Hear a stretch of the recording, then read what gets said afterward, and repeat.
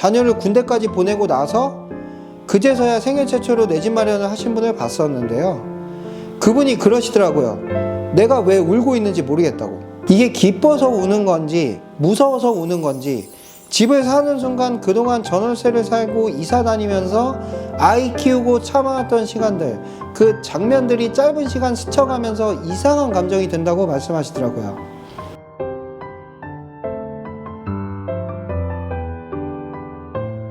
부동산에서 상담이나 부동산 계약을 하다 보면 집을 사고 나서 우셨다는 분들이 꽤 있습니다. 저도 실제로 그런 분들을 여러 번 봤는데요. 계약서에 도장을 찍고 갑자기 아들 생각이 난다면서 우셨던 분도 계셨고요.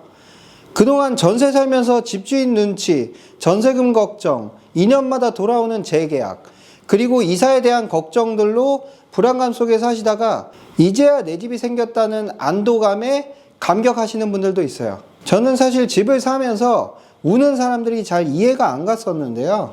이제 10년 이상 중개업을 하다 보니까 그런 감정들이 어떤 것인지 이제 조금 이해가 가요. 아마도 저는 부동산 관련 업계에서 오래 있었기 때문에 누구보다 집을 쉽게 구매할 수가 있었고, 내 집이 주는 안정감이라는 소중함을 잘 몰랐던 것 같기도 합니다.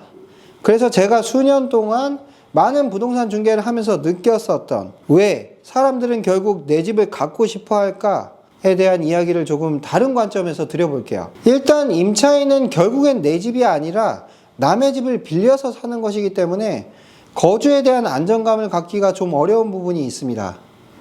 임차를 살더라도 2년 단위 계약이 일반적이기 때문에 계약 기간이 끝나면 또 이사를 가야 할 걱정을 해야 되고, 남의 집에서 살면서 받게 되는 은근한 집주인 눈치를 볼 수밖에 없어요.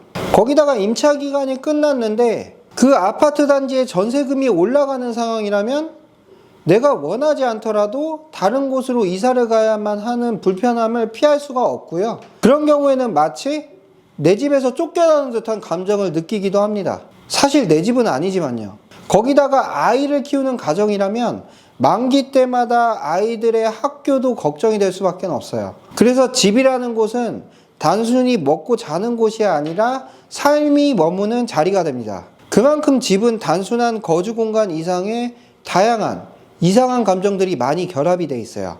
심지어 매도인이 집을 팔고 나가면서 내가 이 집에서 아주 잘 돼서 성공해서 나가는데 다음 사람도 여기서 살면 좋은 일이 많이 생길 거예요. 이런 아무런 근거도 없는 이야기들도 많이 하고요. 매수인은 그렇게 운이 좋은, 기운이 좋은 집을 팔아주셔서 감사합니다. 그리고 또 매도인은 여기서 정말 잘 사셨으면 좋겠어요. 제가 정말 하나하나 아끼던 집이에요. 이렇게 서로 덕담들을 하면서 지금도 계약을 하고 있습니다. 이렇게 집이라는 게 단순히 자산의 가치의 측면이나 거주 공간의 측면뿐만 아니라 사실은 많은 감정적인 부분도 복합해서 작용하는 공간이에요. 그래서 다른 사람의 집에 빌려서 거주하다가 내 집이 생기는 순간 단순히 공간이 바뀌는 게 아니라 그 사람의 마음이 바뀌는 경우도 많이 봤어요. 예를 들어서 같은 아파트, 같은 평형에서 전세를 살다가 전세 기간이 만기가 되고 나서 그 단지의 아파트를 자기가 매수를 한 거예요. 근데 상황이 상당히 많이 달라집니다. 이게 막상 내 집이 돼 보니까 세상에서 가장 소중한 내 집이 돼버린 거예요. 이렇게 제가 중개업을 하면서 집을 보러 가면 집주인이 거주 중인 집과 세입자가 거주 중인 집의 상태가 다른 경우가 꽤 많거든요. 그런데 이건 당연한 감정이라고 생각을 해요. 남의 집에 전세 들어가서 산다고 하면 자연스럽게 이 집은 내 집이 아니기 때문에 아끼는 마음도 사라지고, 내가 또 결국 여기서 언제 떠날지 모르기 때문에 이 아파트에 정이 잘 붙지도 않아요. 그리고 일부러 그러는 건 아니지만 나의 무의식이 집을 함부로 사용하게 되는 그런 경우들이 있어요. 예를 들면 세입자가 사는 집 중에 일부는 담배를 태우시는 분들도 꽤 많으세요. 이런 경우에 저희가 집 보러 들어가면 들어가자마자 집에서 바로 냄새가 나거든요. 그리고 또 환기를 잘 안 시켜서 좀 쾌쾌한 냄새가 나는 경우라든가, 집이 망가졌는데도 수리를 하지 않는 경우와 같이 내 집이 아닌 남의 집에 산다는 건 내가 정착해서 산다는 느낌을 잘 받지 못하시는 것 같아요.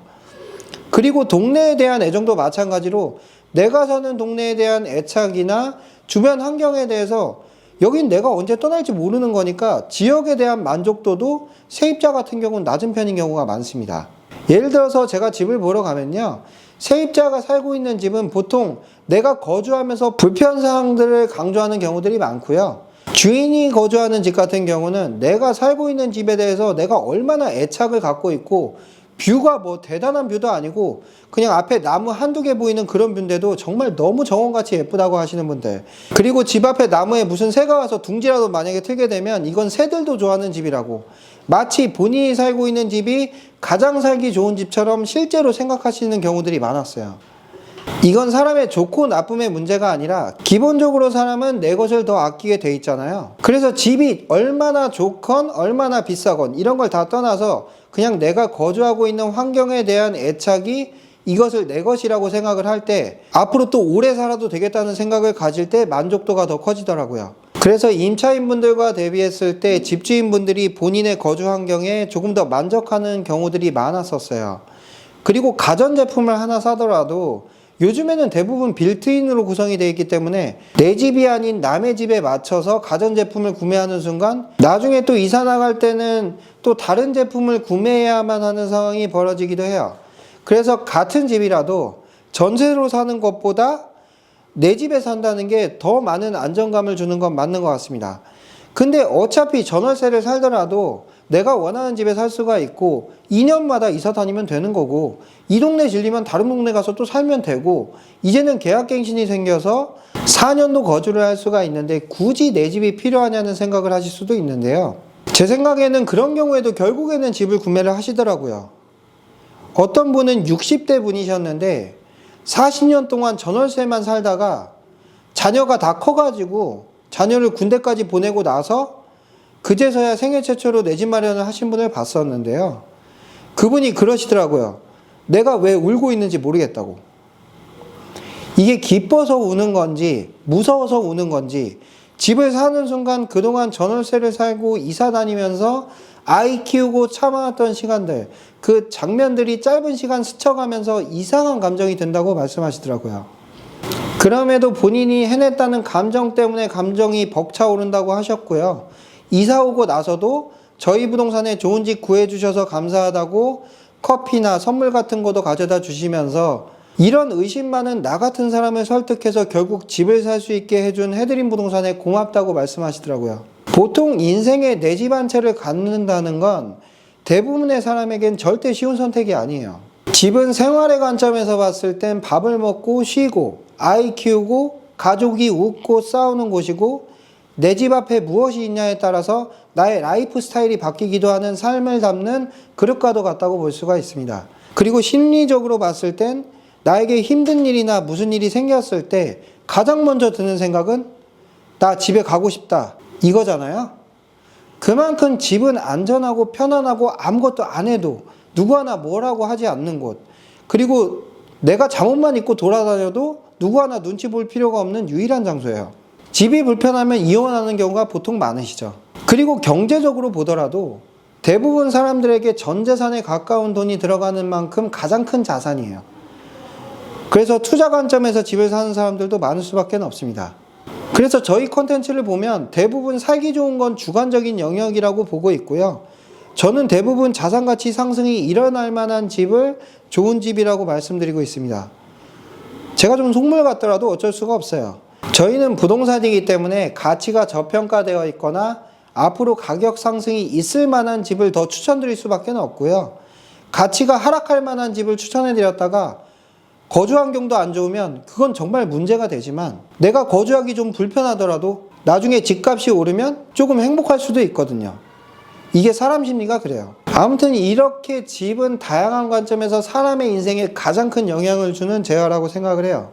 그래서 저는 집을 중개하는 일이 누군가에게는 첫 발을 내디딜 수 있는 출발선을 만들어주고, 또 어떤 집에는 아이가 자랄 만한 좋은 공간과 환경을 정해주고, 그리고 경제적으로 가치가 상승해서 노후에 안정될 만한 기반을 만들어주는 상당히 중요한 일이라고 생각을 합니다. 그래서 집을 살 때 대출 이자에 대한 불안으로 걱정하는 감정이나 집을 사고 나서 기뻐하는 분들 모두 다 이해가 가는 감정이에요. 그렇다고 제가 모든 분들에게 무리해서 집을 사라는 이야기는 아닙니다. 하지만 결국엔 내 집을 찾는 이유는 단순히 부동산을 자산 가치의 상승만을 목적으로 투기적 수요로 구매하는 것이 아니라 삶의 안정감 때문이라는 것을 말씀드리고 싶었고요. 계약서에 도장을 찍고 나서 조용히 눈물을 흘리시는 분들, 집을 보고 나서 마음에 들었더라도 걱정돼서 쉽사리 결정하시는 분들 모두 이해가 됩니다. 오늘 영상은 여기까지입니다.